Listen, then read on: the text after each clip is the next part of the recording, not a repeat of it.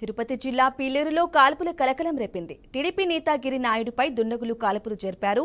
కుమారుడు గగన్ సాయి నాయుడు పుట్టినరోజు వేడుకల్లో ఈ ఘటన జరిగింది. ఇంట్లో చొరబడి గిరినాయుడు బ్లాక్ పాయింట్లో గన్ పెట్టారు ఆగంతకులు. అప్రమత్తమైన గిరి తండ్రి నారాయణ వారిని తిప్పికొట్టే ప్రయత్నం చేశారు. ట్రిగ్గర్ పనిచేయకపోవడంతో తుపాకీ పేలలేదు. దీంతో పెను ప్రమాదం తప్పింది. ఇంటి నుండి రోడ్లు వరకు గిరిని దుండకులు లాక్కెళ్లారు. అనంతరం అక్కడి నుంచి వారు పరారయ్యారు. అయితే 5గురి వద్ద తుపాకులు ఉన్నాయని గిరి కుటుంబ సభ్యులు చెబుతున్నారు. బాధితుని ఫిర్యాదు మేరకు పోలీసులు కేసు నమోదు చేసి విచారిస్తున్నారు. ఈ దాడిలో మొత్తం 10 మంది దుండగులు ఉన్నట్లు గుర్తించారు.